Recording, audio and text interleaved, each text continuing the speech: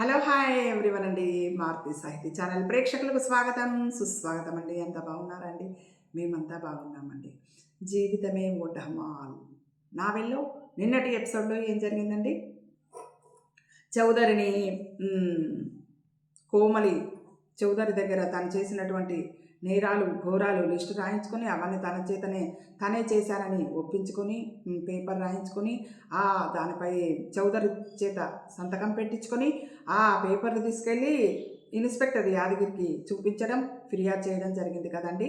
Inspector Yadagiri తను కోమలిని మళ్ళీ shoot చేయడం, తను చనిపోకుండా మళ్ళీ లేవడం ఇవన్నీ చూసిన తర్వాత కన్ఫర్మ్ చేసుకొని ఆ పేపర్ని తీసుకొని మళ్ళీ చౌదరి దగ్గరికి రావడం, చౌదరిని తన అనుచరులను అరెస్ట్ చేసి తీసుకెళ్ళడం జరిగింది కదండి నిన్నటి ఎపిసోడ్లో. ఈరోజు ఎపిసోడ్లో ఏం జరగబోతుందో చూద్దామండి.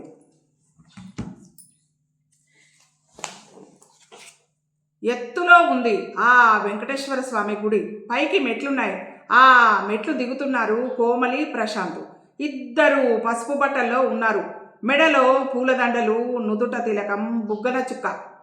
వాళ్ళిద్దరూ అప్పుడే ఆ గుళ్ళో వెళ్ళి ఆ గుళ్ళోకి వెళ్ళి పెళ్లి చేసుకొని కిందికి వస్తున్నారు. ఆ పెళ్ళి ఎవ్వరికీ చెప్పకుండా హఠాత్తుగా చేసుకున్నారు. ఒక్క రాజుకి తెలుసు కానీ పెళ్ళికి నేను రాను అని కోమలికి చెప్పేశాడు. ఏంటో నీ పెళ్ళి నాకు గమ్మత్తుగా అనిపిస్తుంది. చూస్తూ చూస్తూ నేను దాన్ని జీర్ణించుకోలేను. నువ్వు జీవితంలో సెటిల్ అవుతున్నావు, అంతే చాలు నాకు. Wish you happy married life అన్నాడు. నా జీవితంలో నేను అనుకోలేదు నా పెళ్ళి ఇంత సింపుల్గా చేసుకుంటానని, మెట్లు దిగుతూ అన్నాడు ప్రశాంత్. నేను అనుకోలేదు నా పెళ్ళి ఇలా జరుగుతుందని అంది కోమలి. ఆఫీస్లో మన పెళ్లి వార్త తెలిస్తే ఎలా ఉంటుంది? వీరాస్వామి మూర్ఛపోతాడేమో. ఆమె నవ్వింది. మీరు చెప్పింది నిజమే, ఆ కామేశ్వరరావు గాడు కుళ్ళుకొని చస్తాడు. ప్రశాంత్ పకపకా నవ్వాడు. ఆఫీస్లో ఎవరెవరి రియాక్షన్స్ ఎలా ఉంటాయి అన్న విషయాన్ని మాట్లాడుకుంటూ వాళ్ళిద్దరూ మెట్లు దిగుతున్నారు. ఆ సమయంలో అటుగా ఇన్స్పెక్టర్ యాదగిరి, డిఎస్పి కోదండం, మరో 4 కానిస్టేబుల్స్ జీపులో వెళ్తున్నారు. ఇన్స్పెక్టర్ యాదగిరి గుడిమెట్లు దిగుతున్న కోమలి, ప్రశాంత్లను చూశాడు. డ్రైవర్ జీపాపు అన్నాడు. జీపు ఆగింది. అర్రే, గీమే షాదీ చేసుకున్నట్టుందే తనలో తాను అనుకుంటున్నట్లుగా అన్నాడు యాదగిరి. ఎవరామె అడిగాడు డిఎస్పి కోదండం. ఆమె చాలా వింత మనిషి సార్. ఆమెకి చావులేదు, రివాల్వర్తో షూట్ చేసినా చావదు. అతను యాదగిరిని పిచ్చివాడిని చూసినట్టు చూస్తున్నాడు. నిజం సార్, నేను సహీబాద్ చెప్తున్నా. అగర్ చూస్తానంటే ఇప్పుడే ఆమెకి షూట్ చేసి పంపిస్తా అంటూ రివాల్వర్ తీసి హుషారుగా కోమలికి గురిపెట్టాడు యాదగిరి. డోంట్ బీ క్రేజీ, నీకేమైనా పిచ్చెక్కిందా? ఎక్కడైనా మనుషులకి చావు లేకుండా ఉంటుందా? గట్టిగా అరిచాడు డిఎస్పి. లేదు సార్, ఆమెని రివాల్వర్తో షూట్ చేసినా ఏమీ కాదు, నేను కూడా నా కళ్ళతో చూశాను అన్నాడు కానిస్టేబుల్ 420. అదేదో బొమ్మ తుపాకీ అయి ఉంటుంది. కాదు సార్, మన రివాల్వర్తో మన పోలీస్ స్టేషన్లోనే షూట్ చేసి చూశాం, ఆమెకి ఏం కాలేదు సార్. కానిస్టేబుల్ కూడా అంత ఖచ్చితంగా చెప్పేసరికి డిఎస్పి కోదండం మెత్తబడ్డాడు. ఏం సార్, షూట్ చేసి చూపించనా? హుషారుగా అడిగాడు యాదగిరి. ఏదైనా పొరపాటు జరిగిందంటే దాని పర్యవసానం నువ్వే అనుభవిస్తావు, జరిగిన దాంతో నాకేం సంబంధం ఉండదు అన్నాడు డిఎస్పి. ఓకే సార్, ఓకే, మీరు జాదూ చూస్తారు కదా అంటూ ఇన్స్పెక్టర్ యాదగిరి రివాల్వర్ గుడిపెట్టి ఢామ్ ఢామ్ అని కాల్చాడు. 2 బుల్లెట్లు ఆమె గుండెల్లోంచి దూసుకుపోయాయి. ఆమె గుడి మెట్ల మీద కుప్ప కూలిపోయింది. అదేంటయ్యా, ఆమెకి ఏంకే కాదని అన్నావు? ఆమె చచ్చిపోయిందిగా కంగారుగా అన్నాడు డిఎస్పి. మీరు బుగులు పడకండి సార్, ఆమె 1/2 నిమిషంలో లేచి కూర్చుంటుంది అన్నాడు యాదగిరి కులాసాగా నవ్వుతూ. అంతా జీపు దిగి ఆమె దగ్గరికి వెళ్ళారు. ప్రశాంత్ ఆమె శవం మీద పడి కోమలి కోమలి అంటూ అరుస్తున్నాడు. పోలీసులు దగ్గరికి రాగానే ప్రశాంత్ దిగ్గున లేచి ఇన్స్పెక్టర్ యాదగిరి చొక్కా పట్టుకున్నాడు. నా కోమలిని ఎందుకు చంపేశావు చెప్పు, ఆమె ఏం పాపం చేసింది చెప్పు చెప్పు చెప్పు చొక్కా కాలర్ పట్టి ఊపేస్తున్నాడు. అర్రే, నీ వైఫ్కి ఏం కాదు దోస్త్, చూడు ఇప్పుడు లేచి కూర్చుంటుంది నవ్వుతూ అన్నాడు అతను. మిగతా కానిస్టేబుల్స్ కూడా ప్రశాంత్కి నచ్చజెప్పారు. ఏంటయ్యా బాబు, అంత రక్తం కారుతుంటే అమ్మ బతుకుతుందని అంటావు అసహనంగా అన్నాడు డిఎస్పి. లేదు సార్, మీరే చూడండి, ఆ కూన్ మొత్తం మాయమవుతుంది, ఆమె లేచి కూర్చుంటుంది అన్నాడు అతను. అందరూ టెన్షన్తో ఎదురు చూస్తున్నారు కోమలి లేస్తుందా లేదా అని. 1 నిమిషం గడిచిపోయింది. ఇన్స్పెక్టర్ యాదగిరికి కాస్త టెన్షన్ కలిగింది. ఎందుకంటే ఆ రోజు పోలీస్ స్టేషన్లో 1/2 నిమిషంలోనే లేచి కూర్చుంది కోమలి. 2 నిమిషాలు గడిచిపోయాయి, ఆమె లేవలేదు. ఏంటి సంగతి అన్నట్టు చూశాడు డిఎస్పి. లేస్తుంది సార్, జరూర్ లేస్తుంది అన్నాడు అతను. పైకి అలా అన్నాడు కానీ యాదగిరి మనసులో టెన్షన్ మొదలైంది. ఒకవేళ ఆమె లేవకపోతే అతను జైల్లో పడతాడు. 3, 4, 5 నిమిషాలు గడిచిపోయాయి. నో, ఆమె ఇంకా లేవలేదు, ఆమె చచ్చిపోయింది అన్నాడు డిఎస్పి. ప్రశాంత్ నేల మీద కుప్ప కూలిపోయాడు. అంతకంటే ముందు ఇన్స్పెక్టర్ యాదగిరి కూడా కుప్ప కూలిపోయాడు. Yadagiri, you are under arrest గంభీరంగా అన్నాడు డిఎస్పి కోదండం. అప్పుడు యమకింకరులు అక్కడ ప్రత్యక్షమయ్యారు. కోమలి శరీరంలోంచి మోహన ఆత్మ పైకి లేచింది. యమకింకరులు మోహన్ని పట్టుకుని పైకి లేచారు. ఇదేంటి, నన్ను ఎక్కడికి తీసుకెళ్తున్నారు? నన్ను వెనక్కి తీసుకెళ్ళండి, భోరున ఏడుస్తున్న ప్రశాంతిని జాలిగా చూస్తూ అంది మోహన ఆత్మ. కుదరదు, నిన్నిప్పుడు పైకి తీసుకెళ్తున్నాం అన్నారు యమకింకరులు. ఎందుకని? ఎందుకంటే నీ ఆయుష్ ఇప్పటికి తీరిపోయింది, నువ్విప్పుడు మరణించావు. మోహన్, యమభటులు యముడి ముందు ప్రత్యక్షమయ్యారు. వీళ్ళు అక్కడికి వచ్చేసరికి యముడు తన ఎదురుగా ఉన్న స్తంభం మీద రంభ, ఊర్వశి, మేనక, తిలోత్తమల డ్యాన్స్ చూస్తూ ఉన్నాడు. వీళ్ళు రాగానే చేతిలోని రిమోట్ కంట్రోలు బటన్ నొక్కాడు యముడు. స్తంభం మీద రంభ, ఊర్వశి ఎక్సెట్రాలు మాయమయ్యారు. అది చూసి చిత్రగుప్తుడు లబలబా మొత్తుకున్నాడు. ఏంటిది బాబు, ఏంటిది బాసు, మీకు ఇష్టమైనప్పుడు డ్యాన్సులు చూస్తారు, లేకపోతే కట్టేస్తారు. మీకు ఇది తగునా? ఇది న్యాయమా, ధర్మమా? మీరు ఆ పాపితో మాట్లాడుకోండు, నేను డ్యాన్స్ చూసేదను. ఏది ఆ రిమోట్ కంట్రోలు ఇటుతండు చెయ్యి చాపాడు చిత్రగుప్తుడు. చిత్రగుప్త, నువ్వు షటప్ అయిపో బాస్, పనిలో ఉంటే మీరందరూ డ్యాన్సులు చూస్తారా? అహో, కట్లు అడుగుటకు నీకు నోరెట్లు వచ్చినది, ఆ విధంగా అడుగుటకు నీకు నోరెట్లు వచ్చినది అన్నాడు యముడు. మామూలుగానే వచ్చినది స్వామి. తుచ్ చుప్రహ అరిచాడు యముడు. చిత్రగుప్తుడు నోరు మూసుకున్నాడు. యముడు మోహన్ వైపుకి తిరిగాడు. ఏంటయ్యా బాబు, నువ్వు మీ భూలోకంలోని శ్రీదేవి, రేఖ, హేమమాలిని చూపించడం కాదు కానీ వీళ్ళని చూసిన దగ్గర నుండి రంభ, ఊర్వశి, మేనకలు, వాళ్ళని చూసినప్పటి నుంచి రంభ, ఊర్వశి, మేనకలు నాకు నచ్చడమే లేదు. వాళ్ళ డ్యాన్సులు అస్సలు నచ్చడం లేదు అన్నాడు నవ్వుతూ. కానీ మోహన్ నవ్వలేదు.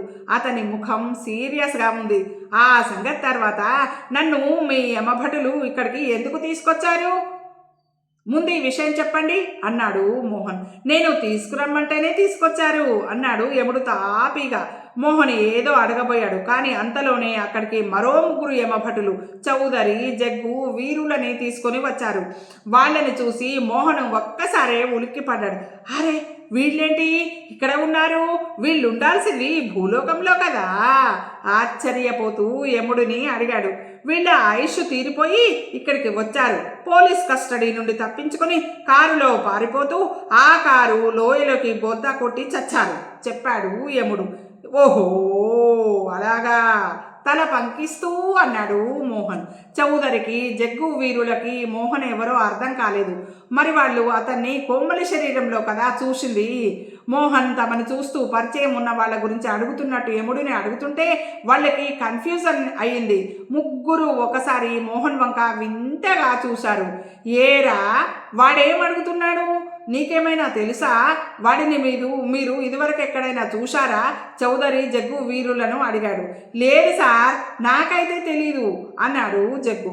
నాకు కూడా తెలియదు సార్, నేను ఇతన్ని ఈవేళే మొదటిసారిగా చూస్తున్నాను అన్నాడు వీరు. సన్నాసి వెధవల్లారా, ఏం అడిగినా తెలియదని సమాధానం చెప్పేస్తారు. విసుక్కుంటూ వీరు గుండు మీద గట్టిగా మొట్టాడు. ఆశ్చర్యం! వీరు కొద్దిగా కూడా తొణకలేదు, బెణకలేదు. అసలు ఠకీమని రావాల్సిన శబ్దం కూడా రాలేదు. చౌదరి చెయ్యి వీరు గుండులోకి దూసుకుపోయింది. శరీరం లేదు కదా తప్ప వీరు గుండుకి దెబ్బేం తగలేదు. చౌదరి మరోసారి ప్రయత్నించాడు వీరు గుండు మీద మొట్టాలని. ఏ మాత్రం ప్రయోజనం కనిపించలేదు. అతడికి దెబ్బ తగలట్లేదు. ఈ తతంగం అంతా యముడు గమనిస్తూనే ఉన్నాడు. ఓరే పాపిష్టి వేధవల్లారా, వాళ్ళని ఉద్దేశించి అన్నాడు యముడు. మిమ్మల్నే వేధవనాయాల్లారా, అటు తిరిగి చూడండి కసురుకుంటూ జగ్గు వీరులతో అన్నాడు చౌదరి. నిన్ను కూడా పాపి, చౌదరిని ఉద్దేశించి అన్నాడు. జగ్గు వీరులతో పాటు చౌదరిని కూడా నిన్ను కూడా పాపి అని సంబోధించాడు. జగ్గు వీరులు కోరస్గా నవ్వారు. నోర్ముయ్యండి సన్నాసెదవల్లారా, ఏంటా నవ్వు, పీక నొక్కి చంపుతా అన్నాడు చౌదరి వాళ్ళ మీద విసుక్కుంటూ. వాళ్ళని పీక నొక్కి చంపలేవు, గుండు మీద మొట్టి కూర్చోబెట్టలేవు.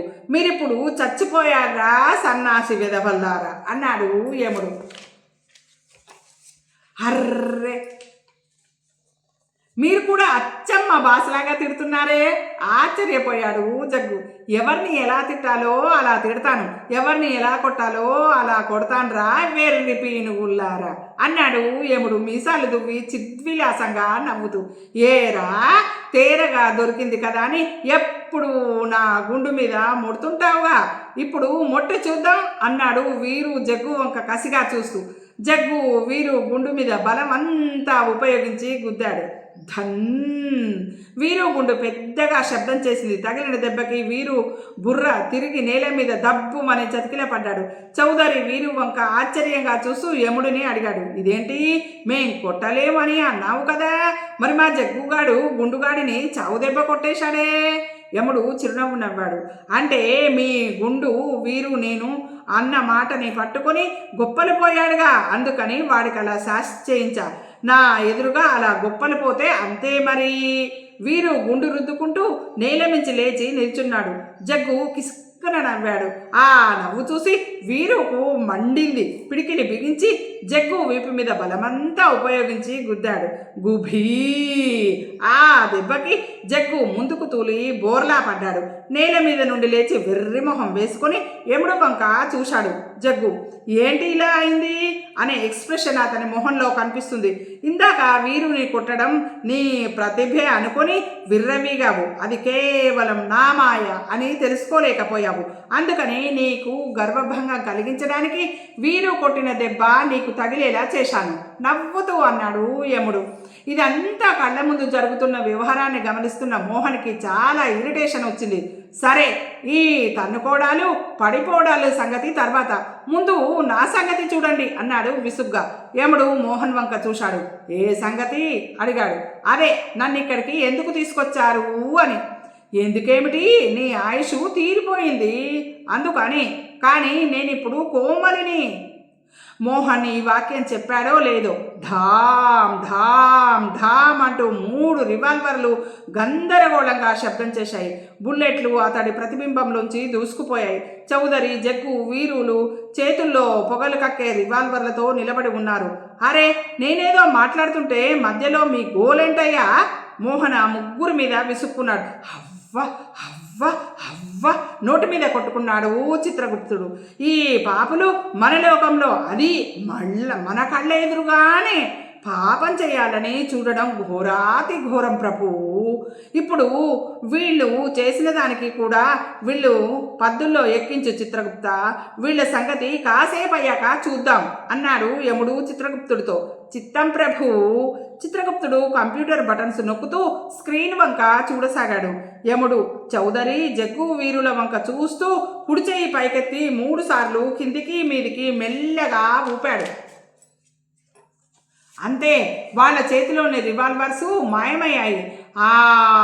ఏంటి ఇప్పుడు చెప్పు, నీ బాధ ఏంటో మోహన్ వైపు తిరిగి అన్నాడు యముడు.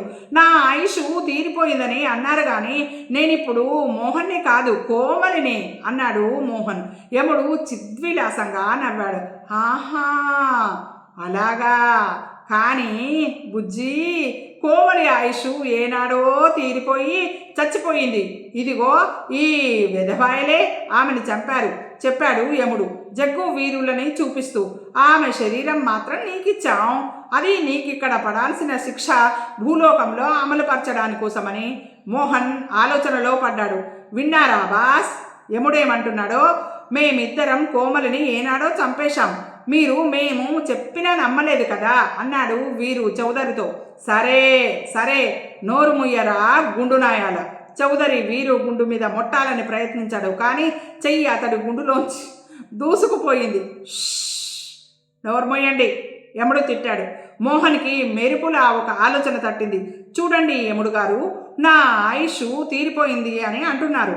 మరి నన్ను భూలోకంలోంచి ఇక్కడికి తీసుకొచ్చినప్పుడు నేనెవరిగా బ్రతుకుతున్నాను? కోమలిగా, అవునా అడిగాడు మోహన్. అది సరేనయ్యా బాబు, కానీ కోమలి ఆయుష్ ఏనాడో తీరిపోయింది మొత్తుకున్నాడు యముడు. మోహన్ నవ్వాడు. కాబట్టి మీ వాళ్ళు నన్ను ఇక్కడికి తెచ్చినప్పటికే కోమలి లేదు. ఆమె ఏనాడో చచ్చిపోయింది. కానీ నేను కోమలిగా బతుకుతున్నాను కాబట్టి నేను మోహన్ని కూడా కాదు. అంటే నేను కోమలిని కాదు, మోహన్ని కూడా కాదు, అవునా? యముడు కిరీటం తీసి ఓసారి బుర్రగొక్కొని మళ్ళీ కిరీటం పెట్టేసుకున్నాడు. నేను కోమలి మోహన్లా సరికొత్త కాంబినేషన్. అంటే టోటల్గా నేను వేరే కొత్త మనిషిని. నా ఫైలు ఓపెన్ చేశారా లేదా యముడిని అడిగాడు మోహన్. యముడు చిత్రగుప్తుడి వంక వెర్రి మొహం వేసుకుని చూశాడు. ఏం చిత్రగుప్త, మోహన్ కోమలిల కాంబినేషన్ గల కొత్త మనిషి ఫైలు ఓపెన్ చేశారా? చిత్రగుప్తుడు నీళ్లు నమిలాడు. లేదు స్వామి, నాకు ఆ ఆలోచనే తట్టలేదు. చూశావా యమ, నీ డిపార్ట్మెంటు ఎంత ఇర్రెగ్యులర్గా ఉందో. అసలు నాది కొత్త ఫైలు ఓపెన్ చేయాలి. దాంట్లో నా జాతకం మొత్తం రాయాలి, నా ఆయుష్తో సహా. కానీ అలా చేయలేదు. నా ఫైలే ఓపెన్ చేయకుండా నా ఆయుష్ అయిపోయిందని ఎలా చెప్పగలరు? చిలిపిగా చూస్తూ అడిగాడు మోహన్. యముడికి చిత్రగుప్తుడి మీద బాగా కోపం వచ్చేసింది. అసలు నిన్నేం చేసినా పాపం లేదు. ఇంకోసారి ఇలాంటి పొరపాట్లు చేస్తే నిన్ను సస్పెండ్ చేస్తా మండిపోతూ అన్నాడు యముడు. చెయ్యండి, నాకేం, నేను చక్కగా ఏ ఇంద్రలోకంలోనో బ్రహ్మలోకంలోనో విష్ణువు దగ్గర ఉద్యోగంలో చేరుతా మెల్లగా సణుగుతూ అన్నాడు చిత్రగుప్తుడు. ఏంటి, ఏమంటున్నావు రెట్టించి అడిగాడు యముడు. అబ్బే ఏం లేదు, కొత్త ఫైల్ ఓపెన్ చేస్తానని అంటున్నాను అన్నాడు చిత్రగుప్తుడు. స్వామి, చౌదరి జగ్గు వీరులను తీసుకొచ్చిన యమభటులు నీరసంగా పిలిచారు. ఏమీ గంభీరంగా ప్రశ్నించాడు యముడు. ముందు వీళ్ళ విషయం తేల్చండి స్వామి, చాలాసేపటి నుండి నిల్చుని కాళ్ళు పీకుతున్నాయి అన్నాడు ఒక యమకింకరుడు. యముడు ఒక్కసారే ఉలిక్కి పడ్డాడు. ఏమిటి, మనవాళ్ళు అర్భకుల వలె తయారైతున్నారే, కాసేపు నిలబడలేరా అన్నాడు ఆశ్చర్యపోతూ. మనమిచ్చే జీతాలు వారికి సరిపోవటం లేదంట ప్రభు చెప్పాడు చిత్రగుప్తుడు. దానికి కాళ్ళు పీకడానికి జీతాలకి సంబంధం ఏంటి? సంబంధం ఉన్నది ప్రభు. జీతాలు తక్కువ అయినా సరి అయిన తిండి తినలేదు కదా మరి వాళ్ళు. అందువలన వాళ్లకు కాళ్ళ పీకుడు, నరాల గుంజుడు మొదలైనవి సంప్రాప్తించును. మా భూలోకంలో అయితే ఇలా జీతాలు తక్కువ ఇస్తే సమ్మెలు ధర్నాలు చేసి మేనేజ్మెంటు పొగరనుస్తాం అన్నాడు మోహన్. యముడు ఒక్కసారి కంగారు పడ్డాడు. ఇక చాలే ఆపము, లేనిపోనివి చెప్పి వీరిని చెడగొట్టకము. సమ్మె అంటే ఏంటి సామి? ఒక యమకింకరుడు మోహన్ని అడిగాడు. సమ్మె అనగా నోరు మూసుకొని పడి ఉండుట, వాళ్ళని కసిరికొట్టాడు యముడు. అయినా మీరు వీళ్ళని తీసుకెళ్లే కంగారులో ఉన్నారుగా, సమ్మెల గురించి అడుగుతారే? ముందుగా వీళ్ళని తీసుకెళ్ళి రిగరస్ టీవీ ట్రీట్మెంట్ వారం దాకా ఇప్పించండి, తర్వాత ఏం చేయాలో నేను చెప్తాను. చిత్తం ప్రభు, మరి మాకు జీతాలు కాస్త పెంచితే నసిగాడు ఒక యమకింకరుడు. ముందు చెప్పిన పని చెయ్యండి, వెళ్ళండి అరిచాడు యముడు. యమకింకరులు చౌదరి జగ్గు వీరులతో సహా అక్కడి నుండి మాయమయ్యారు. టీవీ ట్రీట్మెంట్ అంటే ఏమిటి యమధర్మరాజా అడిగాడు మోహన్. మీరు భూలోకంలో మా గురించి ఏమనుకుంటారు? మేము పాపులను వేడివేడి నూనెలో వేయిస్తామని, మంటల్లో కాలుస్తామని అనుకుంటారు కాదు. కానీ అవన్నీ కొన్ని వేల సంవత్సరాల క్రితం పద్ధతులు.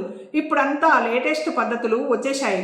టీవీ ట్రీట్మెంట్ అంటే మీరు భూలోకంలో టీవీలో పాలు, చేలు, పందుల పెంపకము, చెక్క భజన, ఆకుమడత పురుగు, బద్దె పురుగుల నివారణ మొదలైన కార్యక్రమాలను కేవలం ఒక 10 నిమిషాల పాటు చూసి బాధతో గిలగిలలాడతారు కదా. వాటిని ఇక్కడ మేము ఇలాంటి కరడుగట్టిన పాపలకు ఉదయం నుండి రాత్రి వరకు టీవీ ముందు కుర్చీల్లో కూర్చోబెట్టి కట్టి పారేసి చూపిస్తాం. బాబోయ్, దానికంటే వేడి వేడి నూనెల్లో వేగడమే మంచిది అన్నాడు మోహన్. మరి ఏమనుకుంటివి? మీసాలు దువ్వుతూ చిరునవ్వుతో అన్నాడు యముడు. ప్రభూ, చనిపోయి మళ్ళీ బతికి పెళ్లి చేసుకున్న కోమలి కొత్త ఫైలు ఓపెన్ చేసేశాను అన్నాడు చిత్రగుప్తుడు. అయితే మీరు ఓపెన్ చేసిన కొత్త ఫైలు ప్రకారం నా ఆయుష్ ఎంత అడిగాడు మోహన్. అది దేవరహస్యం, అందరికీ చెప్పరాదు అన్నాడు చిత్రగుప్తుడు. నువ్వింక వెళ్ళవచ్చు అన్నాడు యముడు మోహన్తో. యమకింకరులు మోహన్ని తీసుకెళ్లమన్నట్టుగా కళ్ళతోనే సైగ చేశారు. యమకింకరులు మోహన్తో సహా మాయమయ్యారు. భూలోకంలో కోమలి శవం పాడ మీద ఊరేగుతూ ఉంది. ప్రశాంత్ విచారంగా ఊరేగింపుతో పాటు వెళ్తున్నాడు. అతని కళ్ళ నుండి ధారాపాతంగా కన్నీళ్లు వస్తూ ఉన్నాయి. కోమలిని ప్రేమించడం, పెళ్లి చేసుకోవడం, ఆ వెనువెంటనే విచిత్ర పద్ధతుల్లో మరణించడం అంతా కలలాగా అనిపిస్తూ ఉంది అతనికి. మెల్లగా నడుస్తూ నడుస్తూ ఉన్నట్టుండి భోరుమన్నాడు ప్రశాంత్. అతని పక్కనే నడుస్తున్న రాజు అతని భుజం మీద తడుతూ ఊరడించాడు. ఊరుకోండి, ఊరుకోండి, ఈ సమయంలోనే మనసును రాయి చేసుకోవాలి. పోయిన వాళ్ళు తిరిగి రారు కదా. ఒక్కొక్కప్పుడు వస్తారు కానీ ఒక్కొక్కప్పుడు ఎందుకో రారు. ఎందుకు వస్తారో, ఒకసారి వచ్చిన వాళ్ళు ఎందుకు రారో అర్థం కాదు. అంత దుఃఖంలోనూ ప్రశాంత్ రాజు వంక వింతగా చూశాడు. ప్రశాంత్ చూపుల్ని గమనించిన రాజు తను పిచ్చి పిచ్చిగా వాగినట్టు గ్రహించాడు. అంటే నేననేదేంటంటే ఇదంతా జీవితం అన్నమాట. జీవితం అంటే ఇలాగే కన్ఫ్యూజన్గా ఉంటుంది, అది సంగతి అన్నాడు రాజు తడబడుతూ. రాజుకి చాలా కన్ఫ్యూజన్గా ఉంది. ఇన్నాళ్ళు రివాల్వర్తో ఎవరు పేల్చినా చావకుండా లేచే మోహన్కి ఇప్పుడు ఏమైంది? ఈసారి ఎందుకు లేవలేదు? ఒకవేళ ఈసారి లేవడానికి కాస్త ఆలస్యం అవుతుందా? వాడు లేచేలోగా వీళ్ళు శవాన్ని తగలబెట్టేస్తేనో, లేకపోతే ఈసారి నిజంగా చచ్చిపోయాడా? ఇలా అనుకుంటున్నప్పుడు రాజు కళ్ళల్లో నీళ్లు తిరిగాయి. అదే సమయంలో వీరాస్వామి అటుగా వెళ్తున్నాడు. ఊరేగింపు రోడ్డు మీదుగా వెళ్తుండటంతో ట్రాఫిక్ కాస్త స్లో అయ్యింది. వీరాస్వామి కారు కూడా మెల్లగా వెళ్ళసాగింది. అతను పాడ మీద ఉన్న కోమలి శవాన్ని చూడనే చూశాడు. కారు బ్రేక్ వేసి ఆపాడు. అమ్మా చెల్లి, నువ్వు వెళ్ళిపోయావా తల్లి, బాధగా అన్నాడు. అంతలోనే తన పొరపాటు గ్రహించి నాలుక ఖర్చుకున్నాడు. చెల్లి గిల్లి అని అనాల్సింది పెళ్ళామెదురుగా, అది ఇప్పుడు లేదుగా అని అనుకొని కోమలి మై డార్లింగ్, నువ్వు పోయావా కోమలి అన్నారు బాధగా. మళ్ళీ అంతలోనే బుర్రకాయ విదిలించి చెస్, కోమలి అసలు బ్రతికుంటే కదా, చచ్చిన కోమలి గర్ల్ ఫ్రెండ్ అయితేనేమి చెల్లెలైతేనేమి అనుకున్నాడు విరక్తిగా. వెనక నుండి వేరే వెహికల్స్ వాళ్ళు అదే పనిగా హారన్ కొడుతుంటే కారును ఓ పక్కగా పార్కు చేసి తాళం వేసి ఊరేగింపు వైపు అడుగులు వేశాడు వీరాస్వామి. అదే సమయంలో పైనుండి కిందికి దిగుతున్నారు మోహను యమకింకరుడు. సైలెంట్గా ఉన్న వాళ్ళిద్దరినీ మోహను కదిపాడు. చూడు బాబు, మీరు నాకు సాయం చేసి పెడతారా ఏంటి అడిగాడు మొదటి యమకింకరుడు. ఇదండి ఈరోజు ఎపిసోడ్. మరి రేపటి ఎపిసోడ్లో ఏం జరగబోతుంది అనేది చూద్దామండి. ఈ ఎపిసోడ్ మీకు నచ్చినట్టయితే లైక్ చేయండి, షేర్ చేయండి, మన మారుతి సాహితీ ఛానల్ని సబ్స్క్రైబ్ చేయండి. మీ అందరి ఆశీస్సులు, ఆదరాభిమానాలు, ప్రేమ మన మారుతి సాహితీ ఛానల్కి ఎల్లవెల్లలా ఉండాలని మనస్ఫూర్తిగా కోరుకుంటున్నానండి. మనందరం ఆనందంగా, ఆరోగ్యంగా, సుఖంగా, సంతోషంగా ఉండాలని ఎల్లవేళలా మనస్ఫూర్తిగా కోరుకునే మీ మారుతి సాహితీ ఛానల్ అండి. రేపటి ఎపిసోడ్లో మళ్ళీ కలుసుకుందామండి. ఉంటానండి.